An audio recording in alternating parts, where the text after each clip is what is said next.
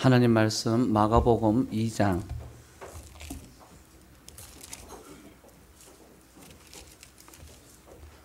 18절에서 28절 말씀입니다.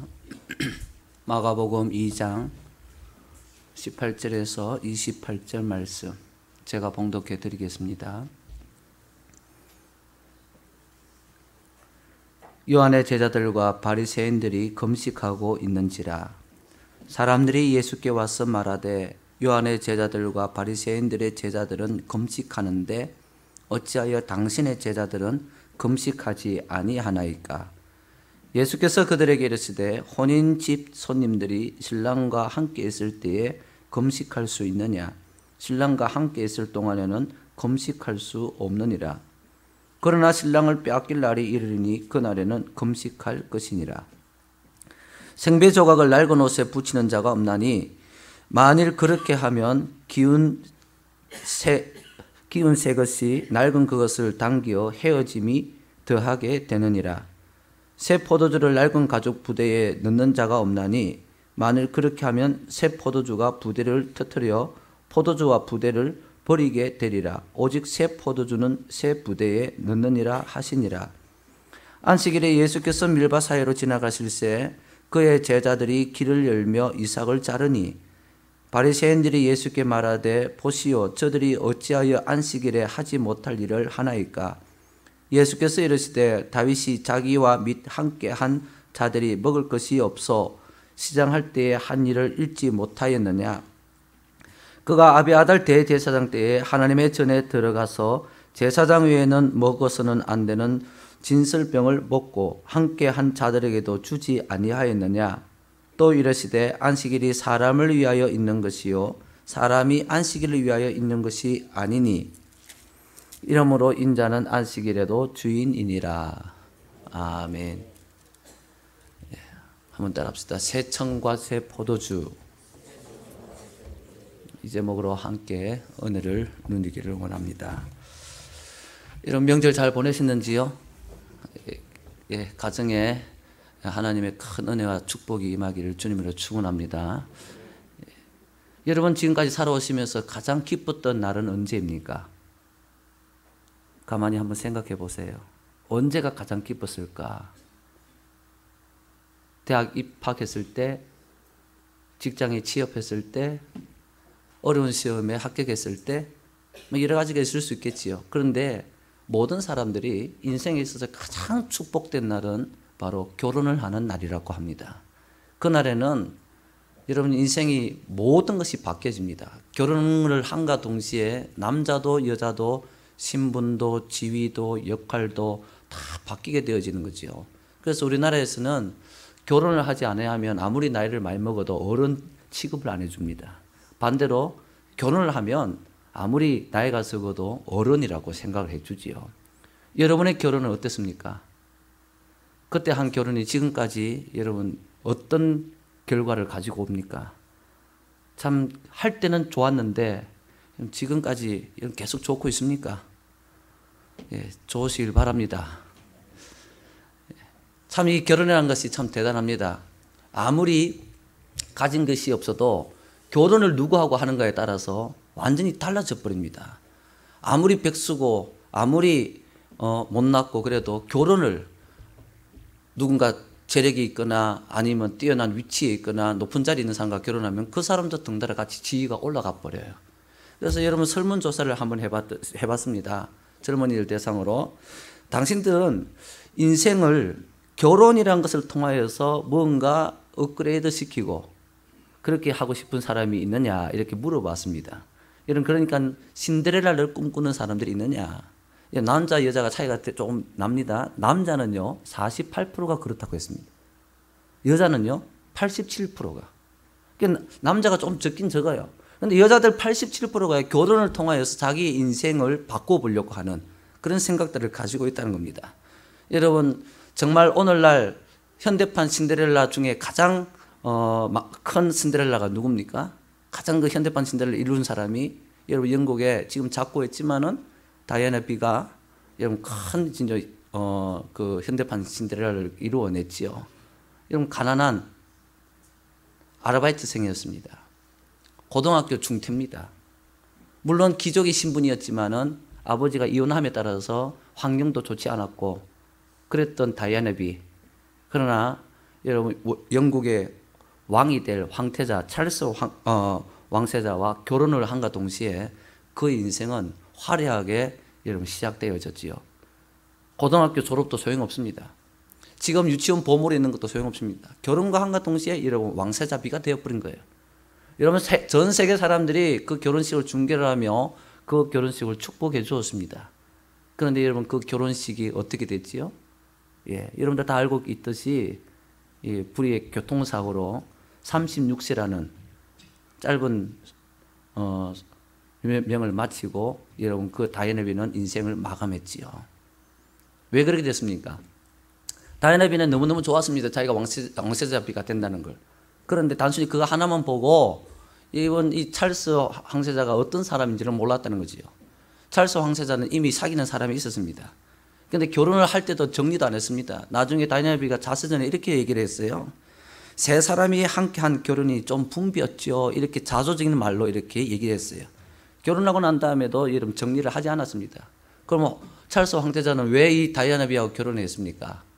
왕이 되기 위해서, 왕이 되는 과정에서 통과 의례로 결혼을 했던 겁니다.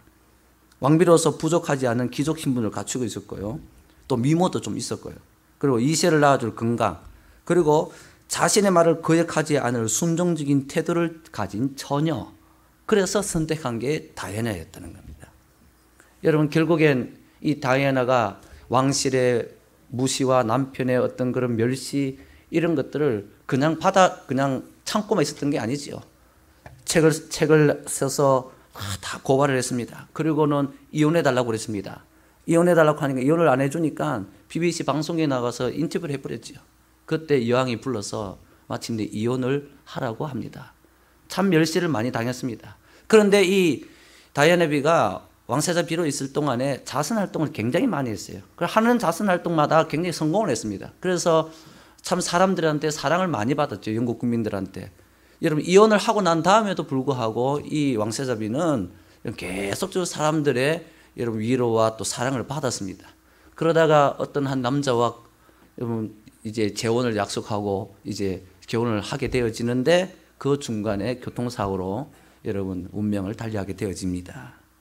여하튼 마지막은 좋지 않았지만은 여러분 다이애나비가 참 초라하고 그냥 아무 볼 것 없는 그런 하나의 처녀에 불과했지만은 결혼과 동시에 엄청난 신분이 상승되어지고 그가 가지고 누리고 할 수 있던 것이 너무 많아졌다는 것을 볼 수가 있습니다. 여러분 오늘날 우리가 예수를 믿습니다. 예수를 믿기 때문에 교회 와서 예배를 드립니다. 또 그렇게 예수 믿는 이유는요 여러 가지 많은 이유들이 있겠죠. 인생의 어려운 문제들 얕은 여러 가지 때문에 교회에 옵니다. 그러면 교회 와서 예수 믿는다는 것이 뭐냐? 여러분 그것은 바로 예수님과 나하고 결혼하는 겁니다. 구약에서는요 하나님이 이스라엘 백성들을 택했습니다. 그리고는 이스라엘 백성들한테 뭐라고 그러는가 하면은 내가 너희한테 장가를 가겠다. 그래서 노예였던 이스라엘 백성들, 이 이스라엘 백성들에게 하나님께서 장가를 들으셨어요. 나는 너희 남편이 되고 너는 나의 아내가 될 것이다. 그때부터 이 이스라엘 백성들은 신분이 다 바뀌어져 버렸습니다. 강력한 힘을 가지게 되어졌습니다. 노예에 불과했던 그들이 하나님이 그들과 함께 하시고 그들에게 장가들어서 그들의 남편이 되어졌을 때 그들은 전 세계를 지배하는 강력한 국가로 바뀌어버렸다는 거죠.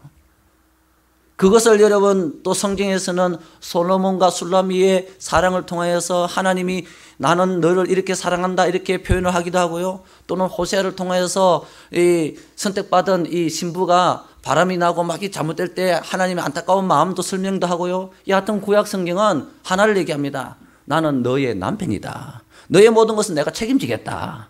그래서 여러분 하나님과 결혼한 이스라엘 백성들, 이 이스라엘 백성들은 노예였지만은 나중에 가장 강력한 국가가 되어지는 줄로 믿으시길 바랍니다. 그런데 오늘날 예수님께서 우리한테 뭐라고 말씀하시느냐? 이제 오늘날 시대 그 하나님과 이스라엘 백성들의 그 가정은요 깨져버렸습니다. 이스라엘 백성들이 바람이 나가지고 우상을 섬기는 바람에 완전히 깨져버렸습니다.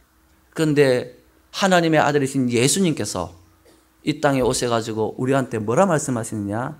나는 너희들의 신랑이 될 것이다. 나를 인정하고 나를 영접하는 모든 자에게는 내가 신랑 역할을 하겠다. 여러분 오늘 다들 예수님의 신부가 되시기를 바랍니다. 아멘. 옆에 인사만 합시다. 신부가 됩시다.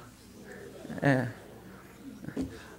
지금 내 꼬라지가 아무리 하찮아도요 아무 상관없어요. 예수님과 결혼한 동시에 하나님의 아들이신 이 세상 주관자시고 이 세상 왕이 되신 그분의 신부가 여러분 납니다. 어깨 펴시길 바랍니다.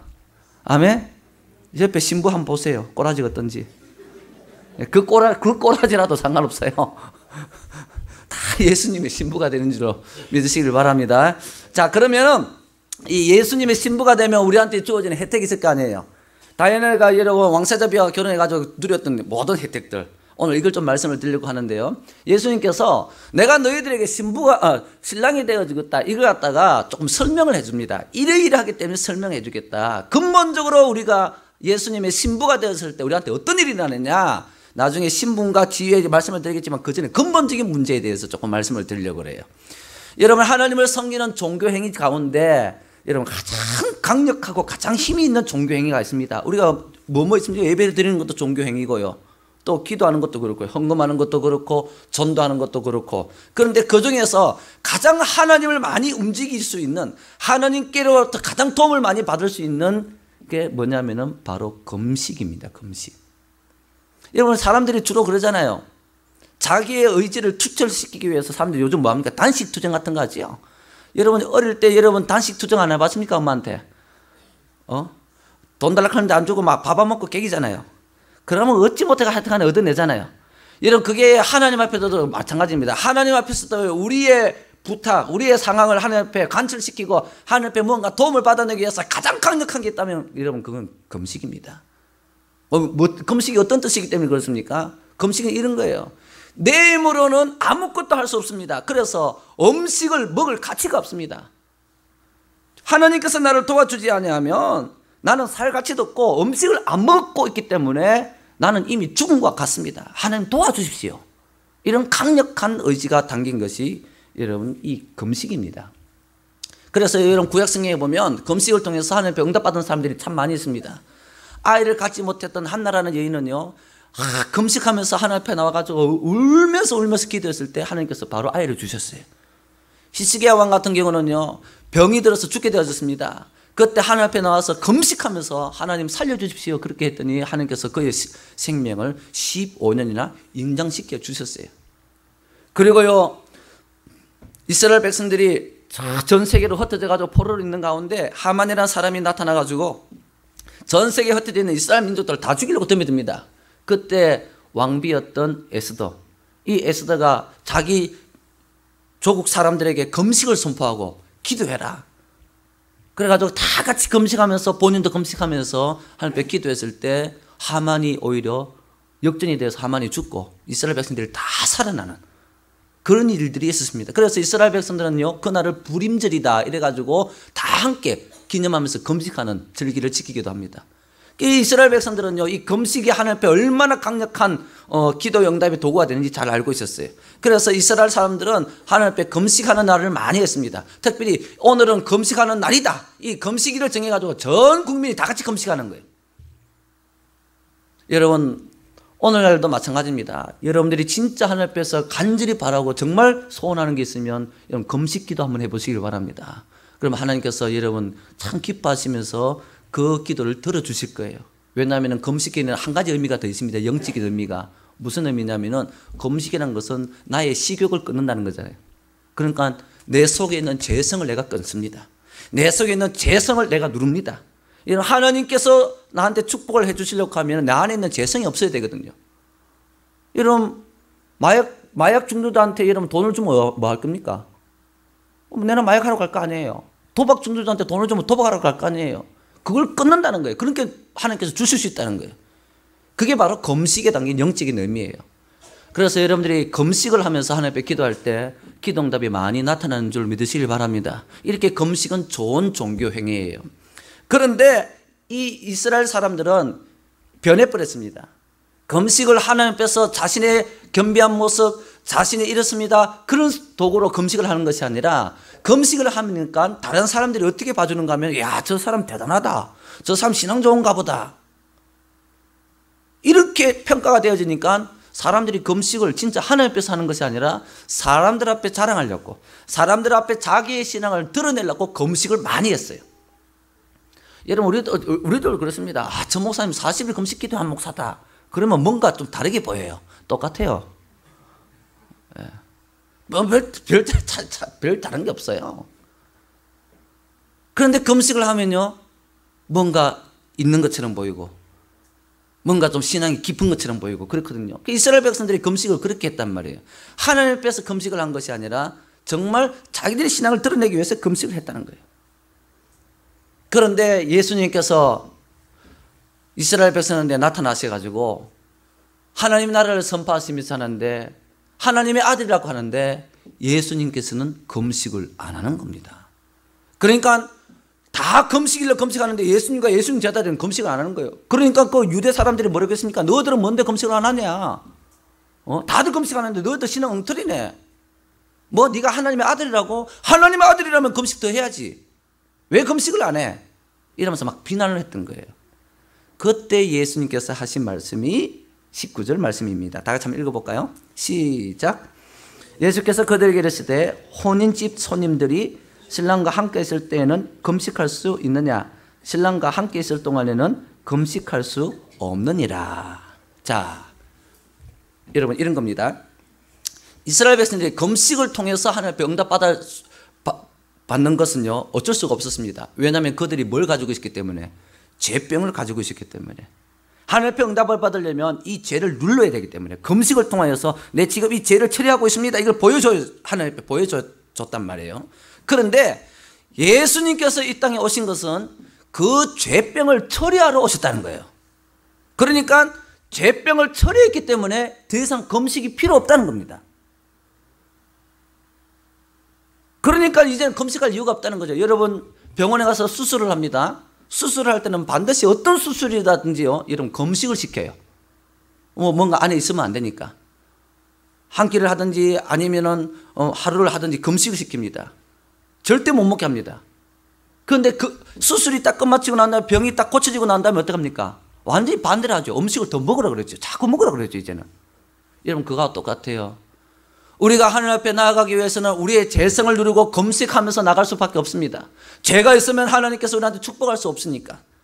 그래서 금식을 할 수밖에 없습니다. 그런데 예수님께서 우리한테 오셔서 우리의 죄성을 치료해 버렸습니다.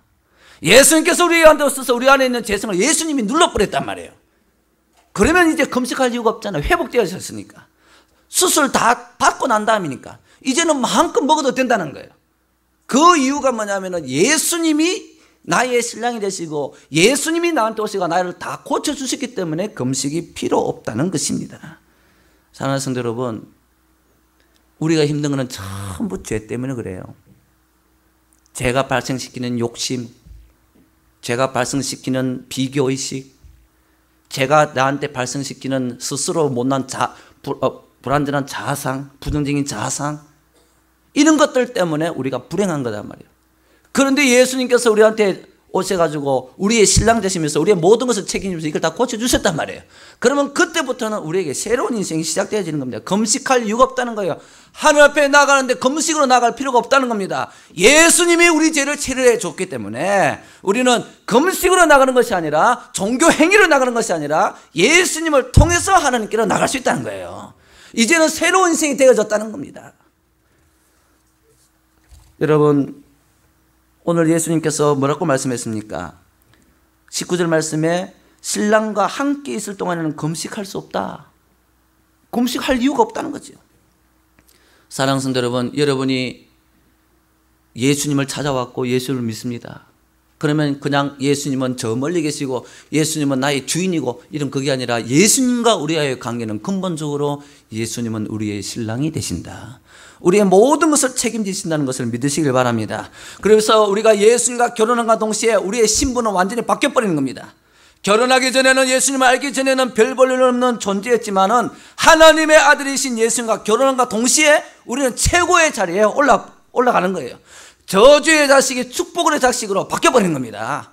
그동안 나한테 저주에 걸린 것처럼, 무엇이 저주에 일어난 것처럼 해도 안 되고, 뭐가 갖춰도 안 되고, 뒤로 넘어져도 코가 깨지고, 여하튼 뭔가 이랬는데, 예수를 믿는 순간 그게 모두 다처럼 축복으로 바뀐 줄 믿으시길 바랍니다. 제 아들이 이제는 하나님의 아들이 되어진 겁니다. 그래서 여러분, 예수님을 믿는 날, 예수님을 영접하는 날, 예수님을 내 가슴에 모셔드리는 날, 그날은 우리 인생의 최고의 날이 될 줄로 믿으시길 바랍니다. 예수님과 결혼하는 그날이에요.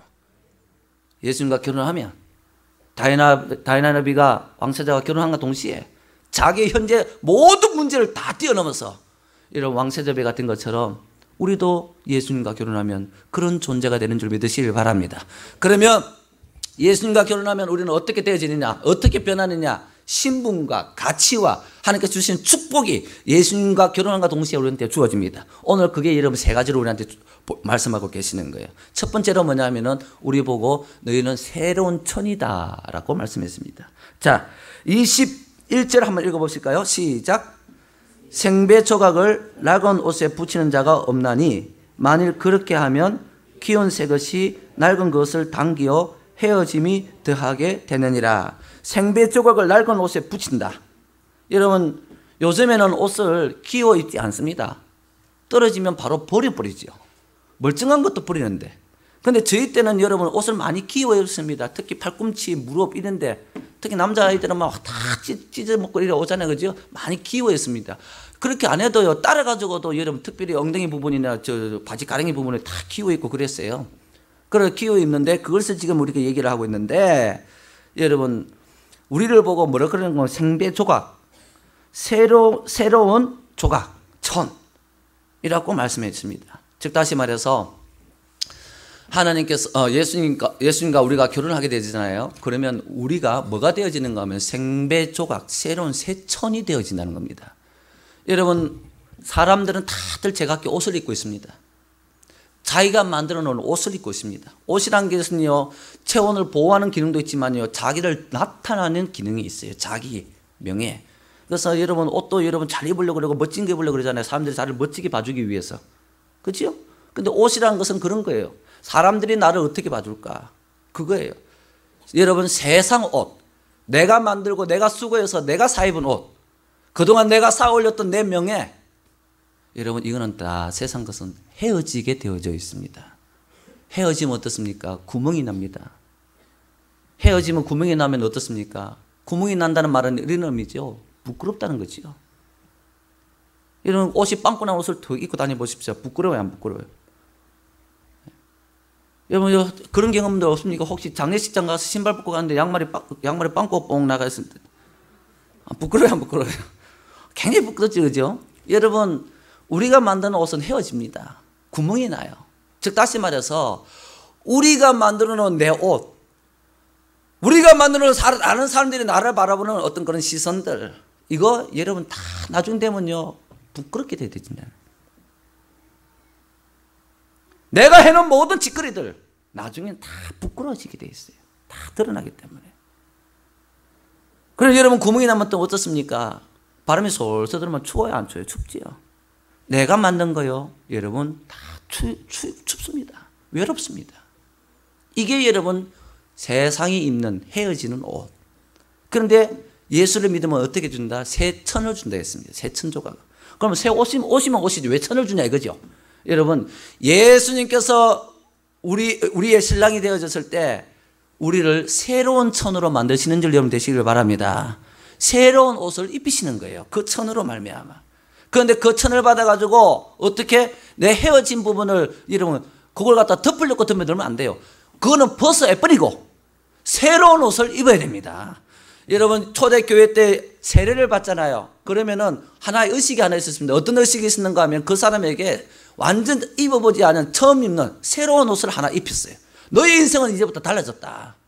여러분 우리가 예수를 믿는 순간 우리의 신분은 달라집니다. 어떻게 달라지느냐? 새 이 천 조각 이거 받은 것이 어떤 의미가 되느냐? 이제부터 너희들이 하나님 앞에 은혜와 축복을 마음껏 받을 수 있는 존재가 되었다. 이것이 예수님께서 우리한테 주시는 첫 번째 축복입니다.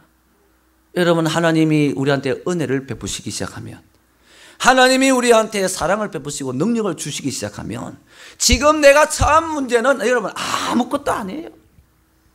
그는 말씀 한마디면 끝나버립니다. 여러분 이 천을 여러분 가지신 줄로 믿으시는 여러분 되시길 바랍니다. 그러면 또 이 천은 어떤 천입니까? 이 천이요 모여서 한 조각조각 모이면요 큰 하나의 큰 천이 될 수 있겠죠. 이 천은요 바로 성령님을 담을 수 있는 천이 되어집니다. 즉 다시 말해서 성도 한 사람에게 성령이 임하지 않아요. 성령이 임한다는 것은 하나님의 능력이 임한다는 거거든요.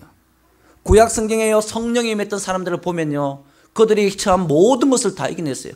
장애자도 또 세상에서 빛이 난다도 성령이 임해버리니까 능력자가 다 되어버렸습니다. 여러분 우리 보고 새로운 천이라고 말씀하신 것은 바로 어떤 의미냐, 천 하나로는 아무것도 아니지만 이 천들이 모여 있으면, 여러분 한 사람 한 사람은 천들이 이렇게 모여 있으면 내가 하나님의 영 성령을 너에게 부어주시겠다, 성령이 임하기 시작하면 그때부터 인생이 달라지기 시작하는 거예요. 그래서 여러분 우리를 보고 예수님께서 새로운 천 조각이다, 뭐냐, 너희들이 이제부터는 하나님의 축복을 받을 수 있는 존재가 되어졌다. 아멘. 여러분 다이애나비가 여러분 찰스 왕제자와 결혼을 함과 동시에 왕실에 있는 왕실의 권력을 사용했잖아요. 마찬가지입니다. 우리에게 하나님께서 하늘에 있는 모든 것을 다 가져와서 사용할 수 있게 될 것이니라. 여러분 이 축복이 주어지는 줄 믿으시길 바랍니다. 두 번째 축복은 무슨 축복이냐, 새 포도주가 된다 했습니다. 새 포도주. 이런 포도주는 포도주인데 새 포도주예요. 여러분 우리는 그렇게 생각합니다. 포도주는 오래 묵을수록 비싸고 맛이 더 잘난다. 물론 보관을 하고 이렇게 숙성이 잘 돼야 되지요. 그런데 여기서 말하는 새 포도주라는 것은 막에 딴 거, 막에 딴 지 오래된 건 낡은 포도주. 여러분 어떻습니까? 김 빠진 콜라 마셔봤습니까? 닝닝아 이거 맛다, 그건 아무 맛도 없잖아요. 여러분 새로운 포도주가 되어진다는 거예요. 이런 포도주라는 것은 뭐냐면은 가치를 얘기해요. 가치. 우리의 존재 가치를 얘기합니다. 즉 다시 말해서 새로운 포도주가 되어진다는 것은 그동안 나는 세상에 별 볼 일 없는 존재였습니다. 그러나 내가 예수님과 만나고 예수님과 결혼한과 동시에 나는 어떤 존재가 되어지는가 하면 새로운 포도주가 되어진다는 거예요. 여러분 이 새로운 포도주는요 혼인잔치에도 사용되어지고요, 때로는 왕의 대관식에도 사용되어지고요, 때로는 기쁜 일 잔칫날에 여러분 이 포도주가 사용되어지는 겁니다. 즉 다시 말해서 여러분들이 예수를 믿고 예수님과 결혼한과 동시에 여러분들은 주변 사람들에게 이런 새 포도주가 되어진다는 거예요. 즐거움을 주는 사람이 되어진다는 거예요. 그전에는 나라는 존재가 나밖에 없었습니다. 우리 가정밖에 없었습니다. 밖에서 다른 사람들이 나를 인정해주고 다른 사람들이 나에 대해주는 것이 그냥 형식적인 관계였습니다. 어떤 경우는 참 무시당하면서 살았습니다. 그런데 여러분 예수님과 결혼함과 동시에 여러분의 존재는 주변 사람들로부터 소중한 존재, 주변 사람들이 네가 없으면 안 된다, 주변 사람한테 존대함을 받는 존재,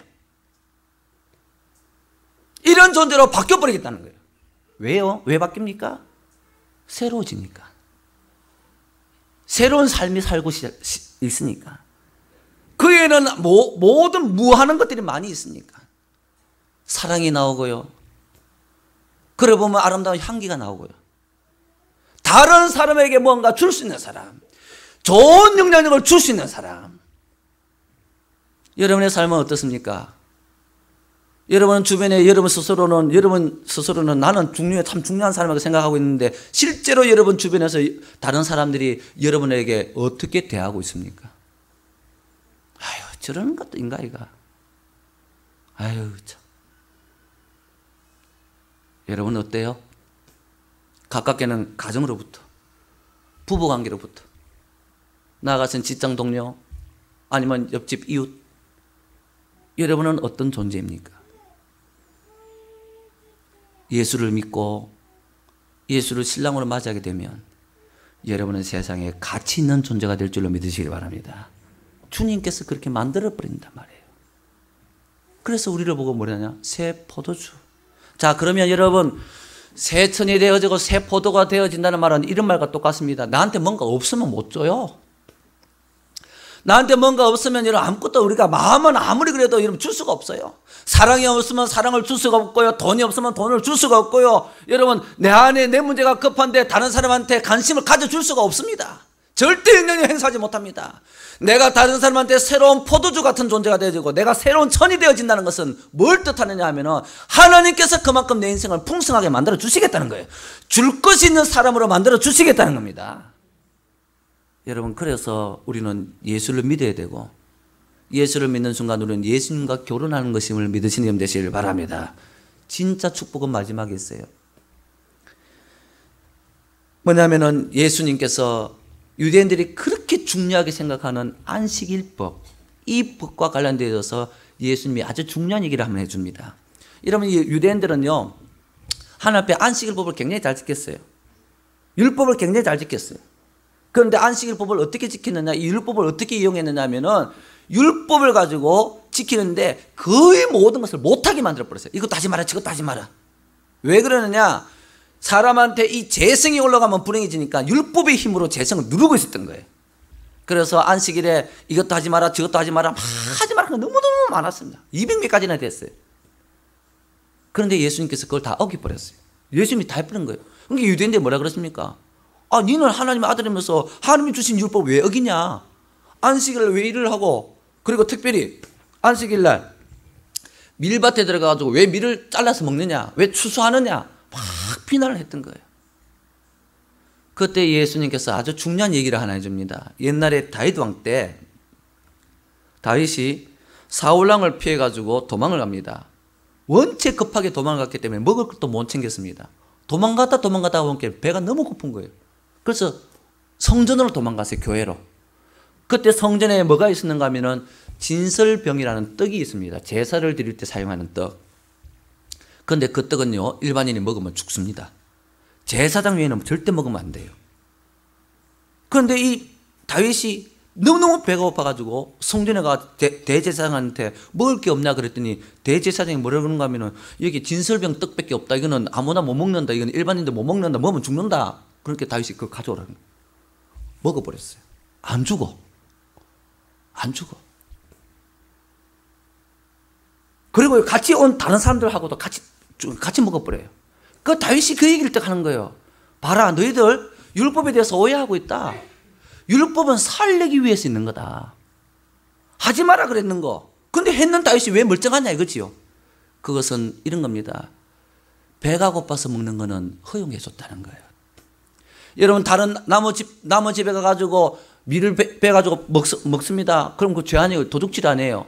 그런데 율법에 뭐라 되어 있는가 하면 밀밭에 들어가서 따서 그 자리에서 먹는 것은 절대 죄가 아니다. 봐줘라. 낯들고 들어가서 자르면은 그건 도둑질이고 그냥 그 자리에서 먹고 나오면 그건 봐줘라. 그러니까 하나님께서 율법을 통하여서 이스라엘 백성들 가운데서는 가난한 자가 없도록 굶어서 죽는 일이 없도록 율법으로 딱 정해놨던 거예요. 그런데 유대인들은 그거 잘라 먹었다고 이랬다고 비난을 하는 거거든요. 여러분 이걸 뭘 뜻하는가 하면은 예수를 믿음과 동시에 율법은 우리한테 축복이 되어집니다. 예수를 믿기 전까지는요 율법은 우리한테 고되고 힘든 겁니다. 예수를 믿기 전까지는요 율법은요 단순히 내 안에 있는 죄를 발견해내는 역할밖에 하지 못합니다. 예수를 믿기 전에는 이 율법은요 내 안에 있는 죄성을 강제로 힘으로 꽉 누르는 거예요. 하지 마라. 그러니까 못하는 거예요. 여러분 만약에 교통범칙금이 없으면 여러분 그냥 이렇게 합시다 하면서 범칙금이 없으면 여러분 지켜 안 지켜요? 여러분 우리 여기 교회 앞에 여기 나가보면 상거리에 가면은 큰 대로에 진입하기 참 힘들잖아요. 사람들이 빨간불이 바뀌어도 씩 지나가 버리잖아요. 그럼 참 진입하기 힘들단 말이에요. 그런데 우리 교는 진입하기 참 좋아요. 뭐 하나 달아놨더니 카메라 하나 달아놨더니 그걸 절대로 안 어깁니다. 예? 그거 4만 원 아까워가지고 7만 원입니까? 그러니까 그것 때문에 안전하게 지키는 거예요. 사람들이 어기고 싶은 마음을 그 범칙금으로 꾹 눌러놓는 거예요. 율법은 그랬단 말이에요. 지키면은 상 주고 안 지키면 때리고 그래서 사람들 하여금 죄를 짓지 못하도록 꽉 눌러놨단 말이에요. 그러니까 여러분 혜택은 보지만은 율법은 무거운 것이었습니다. 그리고요, 하나님께서 우리한테 무슨 어떤 명령을 합니다. 이렇게 해라, 이렇게 하지 마라. 수많은 명령들을 성경 말씀에 많이 해놨습니다. 그걸 다 지키면요, 우리한테 좋지만요, 그게 우리한테 때로는 너무너무 힘이 들어요. 화가 이게 올라오는데 화내지 마라. 미워 죽겠는데 미워하지 마라. 너무 힘이 든 율법이단 말이에요. 그 율법의 짐을 지고 가기에는 너무 힘들어요. 그래서 이스라엘 백성들이 하나님이 그렇게 축복해 줬는데도 불구하고 그 율법의 힘이 너무 무거워가지고 하나님을 버리고 우상숭배로 가버렸단 말이에요. 축복을 해줘도. 그런데요, 여러분, 예수님이 나의 신랑이 되시잖아요. 그러면 이 무겁고 힘든 이 율법, 지키기 힘든 하나님의 말씀들이 나한테 축복으로 바뀌기 시작합니다. 왜 그런지 아세요? 나 혼자서는 못 지키지만 예수님이 나의 신랑이 되면 예수님이 그걸 지키게 해주시거든요. 예수님이 함께 지게 해주시거든요. 그러니까 나 혼자서는 힘든 율법이지만은 예수님이 나와 함께 하기 때문에 내가 그 힘든 율법을 내가 지키는 것이 아니라 예수님이 다 지켜주기 때문에. 아멘. 자, 예를 들어 봅시다. 용서해라. 나 혼자서는 힘들어서 안 돼. 용서해라. 그걸 어떻게 용서해? 용서하고 참으니까 내 속이 타져도 죽겠는데 힘들지요? 그런데 예수님이 나의 신랑이 되잖아요. 그러면 그 용서하는 것을 누가 가져가 버려? 예수님이 가져가 버린단 말이에요. 예수님이 용서 안 된단 말이에요. 그럼 나는요, 그냥 올라타면 되는 거예요. 그러니까 힘들지 아니하게 내가 하나님의 말씀을 지킬 수 있게 되어 버립니다. 그때부터 나의 재성을 누르고 나를 외부적인 힘으로 꽉꽉 눌러서 죄도 못 지게 하고 참 인간답게 살려고 했던 그 모든 율법들, 그 무거운 율법들이 그때부터 뭘로 바뀌어버리냐? 나를 살리는 율법으로 바뀌고 내가 하늘 앞에 축복받는 계기로 바뀌어져 버리고 율법이 축복으로 바뀌어진다는 겁니다.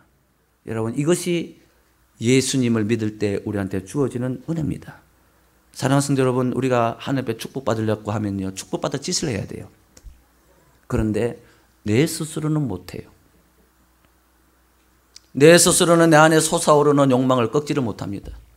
내 스스로는 내 안에 솟아오르는 미움과 분노와 이런 것을 해결하지를 못합니다. 정욕을 해결하지 못합니다. 그러나 주님이 나와 함께 하시며 주님이 나의 신랑이 되어주시며 이것을 여러분 내가 하는 것이 아니라 주님이 하게 되어지니까 자연히 여러분 율법을 지키게 되어지고 율법을 지키게 되어지니까 하나님의 축복을 받을 수 있는 우리가 되어진다는 것입니다. 사랑하는 성도 여러분, 오늘 여러분들이 다 이 자리에 오셨습니다. 이 자리에 오신 그것이 여러분이 기도 응답 받은 겁니다. 우리 다 여러분 예수 믿을 때 여러분 세상에 아무 문제 없는 사람은 교회 잘 안 옵니다. 교회 앉으실 이유가 없습니다. 산에 가야죠. 놀러 다녀야죠. 또 집에서 쉬어야죠. 왜, 뭐 때문에 이거 피곤하게 이거 와 있냔 말이에요. 뭔가 필요하기 때문에 온 거 아니에요. 여러분, 하나님께서 여러분한테 뭘 주시겠습니까? 다른 게 아닙니다.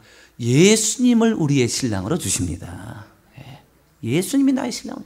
내 인생 전부를 책임지게 하시는 그 예수님이 내 신랑이 되신단 말이에요. 우리는 그럽니다. 예수 신랑 필요 없고 그냥 나한테 힘 주십시오. 내한테 돈 많이 주십시오. 내한테 뭘 주십시오. 그러는데 하나님은 절대 그렇게 안 하십니다. 내가 니한테 안 줘봤나 어때? 나 안 속는다 이제.